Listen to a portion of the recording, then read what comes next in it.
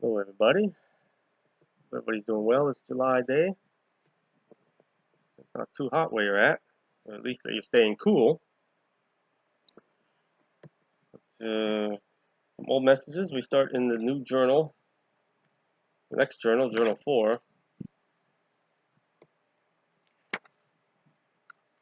and then mention a couple things, point out a couple things, and then Revelations. Talk about Revelations chapter 5, I believe. The next video will be the latest message explanation. This is from number 278. You want to pause and look it up and read along,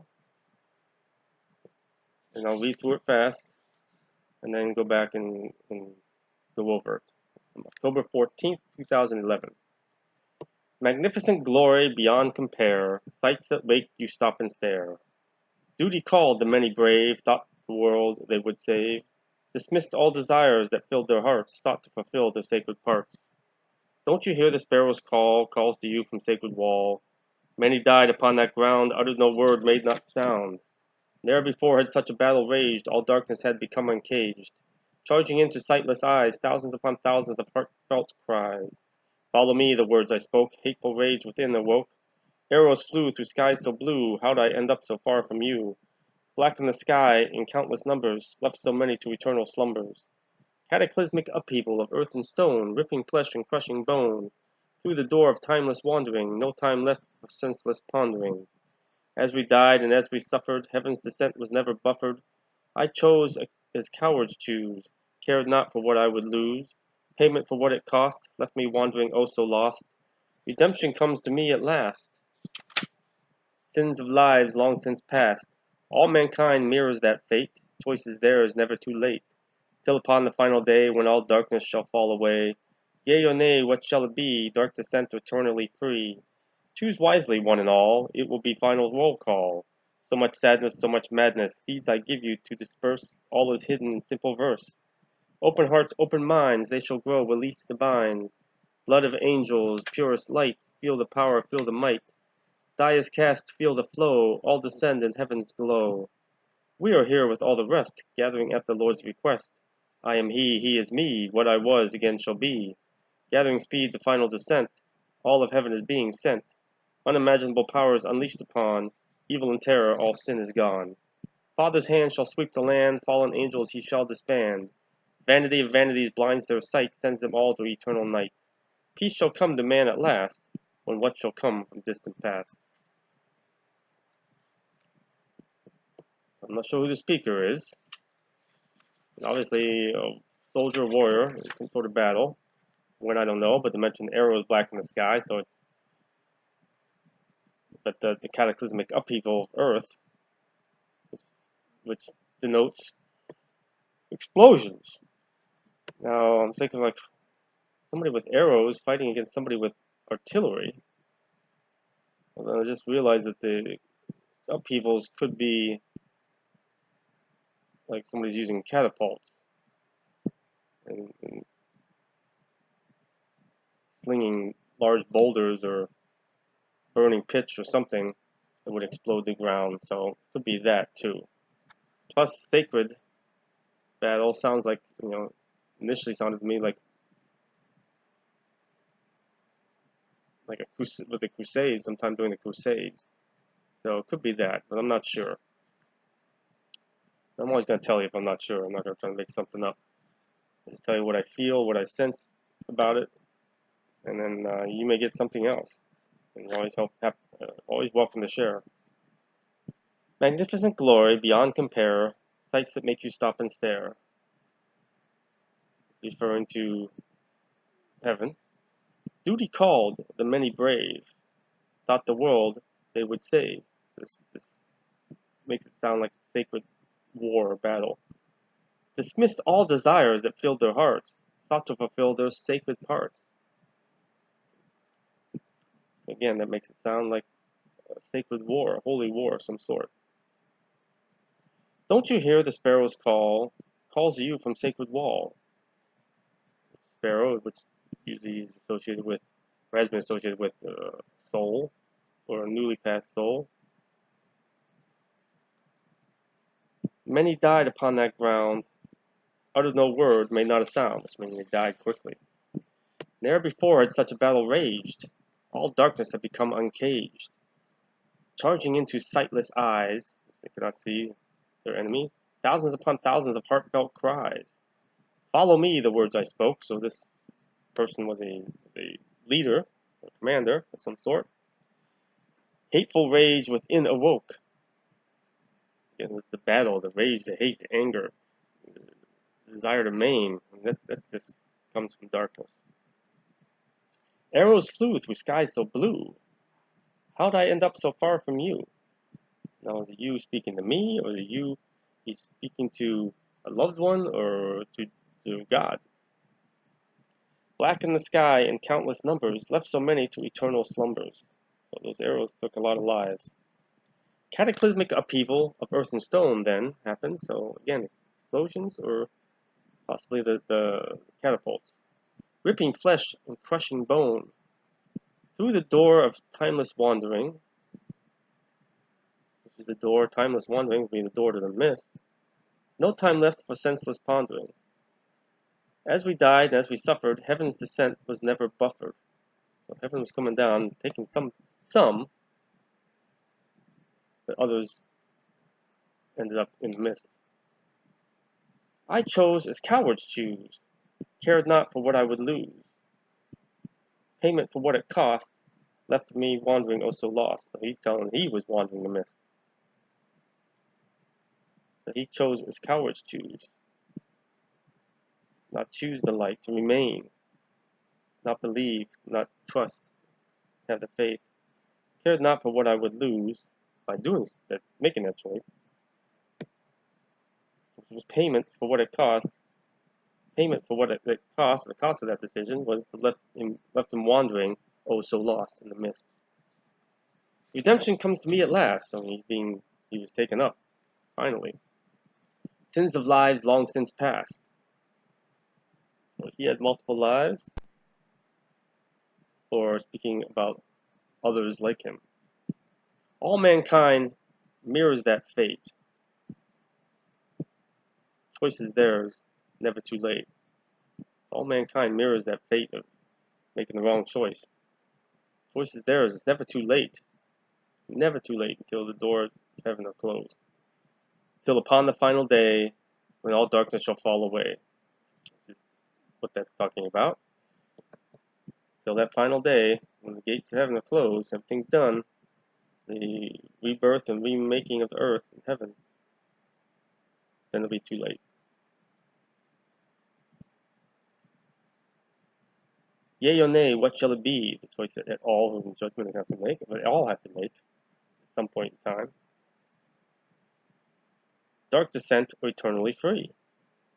Choose wisely, one and all. It will be final roll call. Again, God knows already what choice you're going to make, but He still gives you that final free choice. So much sadness, so much madness. Seeds I give you to disperse, all is hidden in simple verse. Now that's speaking to me. And these words are seeds. Open hearts, open minds, they shall grow. Release the binds. If the seeds are received and take root and grow. Blood of angels, purest light. That's the blood of angels, purest light. Feel the power, feel the might. Die is cast, feel the flow. All descend in heaven's glow. So that's heavenly host descending to fight the final battle. So it's been going on, this again is 2011. So it's been going on for some time.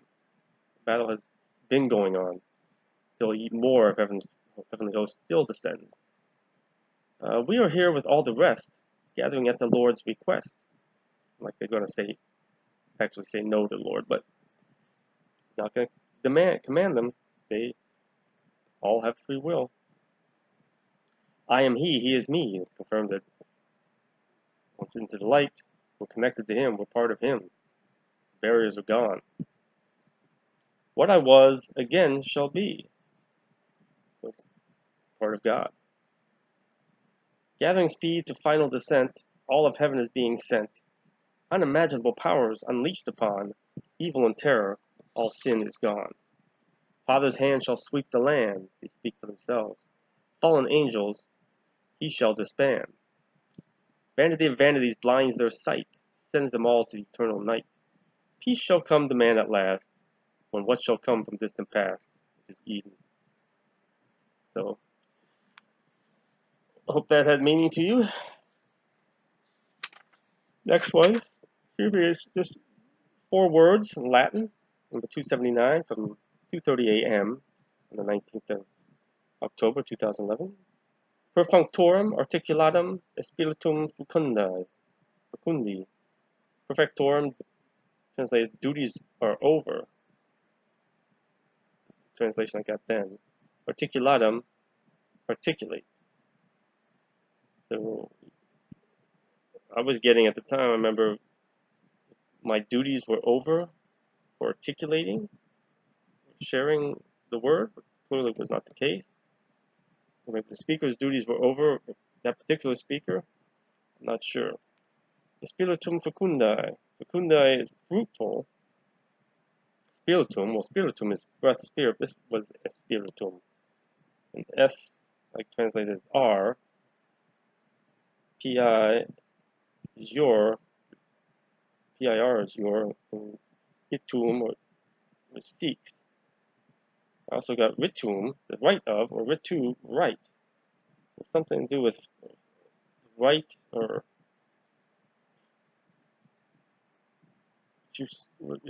asking, are your seeks, or what you seek, or what you're seeking, is it fruitful? Or what you're seeking is fruitful? Or maybe altogether, what you're seeking is fruitful, and then the articulation of your duties, or my duties are over. So maybe they're telling me that once all that's done, my duties will be over. But I know that's not the case because I'm going down the pit with Michael Gabriel and many, many others. So I don't rescue Lot. So I'm not exactly sure to this day exactly what they're speaking of. So that's an example where I don't clearly know all the meanings. So Lord, help me to understand specifically what this is speaking about. And He will at some point in time.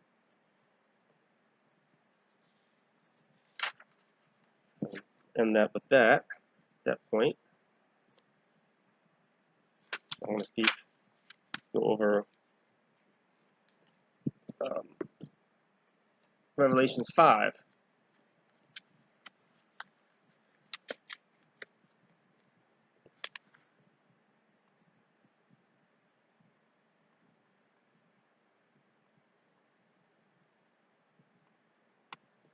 Then I saw in the right hand of him who sat on the throne a scroll with writing on both sides, and sealed with 7 seals.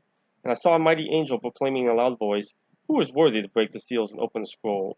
But no one in heaven or on earth or under the earth could open the scroll or even look inside it. I wept and wept because no one was found who was worthy to open the scroll or look inside. Then one of the elders said to me, "Do not weep. See, the Lion of the tribe of Judah, the Root of David, has triumphed. He is able to open the scroll and set in its 7 seals." Then I saw a lamb, looking as if it had been slain, standing at the center of the throne, encircled by the 4 living creatures and the elders. The lamb had 7 horns and 7 eyes, which are the 7 spirits of God sent out into all the earth. He went and took the scroll from the right hand of him who sat on the throne. And when he had taken it, the 4 living creatures and the 24 elders fell down before the lamb. Each one had a harp, and they were holding golden bowls full of incense, which are the prayers of God's people. And they sang a new song, saying, "You are worthy to take the scroll, to open its seals, because you were slain. With your blood you purchased for God persons from every tribe and language and people and nation. You have made them to be a kingdom and priests to serve our God, and they will reign on the earth." Then I looked and heard the voice of many angels, numbering thousands upon thousands, then 10,000 times 10,000. They encircled the throne and the living creatures and the elders. In a loud voice they were saying, "Worthy is the Lamb who was slain, to receive power and wealth and wisdom and strength, and honor and glory and praise." Then I heard every creature in heaven and on earth and under the earth and on the sea and all that is in them saying, "To him sits on the throne and to the Lamb be praise and glory, honor and glory forever, power forever and ever." The 4 living creatures said, "Amen," and the elders fell down and worshipped. This could be speaking of things that have happened and things yet to come. Well, Revelation was taken as being what's coming in the future, but revelation is just the occurrence of revealing something. So revealing the truth of something that's happened already, or part of the plan overall, or what's yet to come, or all the above. So it's what I get from it. Then I saw on the right hand of him who sat on the throne, which of course we know is the Christ, a scroll with writing on both sides, and sealed with 7 seals. Exactly the meaning, significance of the number 7, which is throughout the Bible a lot, I'm not sure of. And I saw a mighty angel proclaiming in a loud voice, "Who is worthy to break the seals and open the scroll?" But no one in heaven or on earth or under the earth could open the scroll or even look inside it. I wept and wept because no one was found who was worthy to open the scroll or look inside. So this is something that's occurred already, is what I get. Then one of the elders said to me, "Do not weep. See, the Lion, the tribe of Judah, the root of David, has triumphed. He is able to open the scroll and 7 seals." Then I saw a lamb, so a lamb appeared. So the angel was saying, "Do not weep. See, a lamb appeared." It was Jesus, looking as if it had been slain.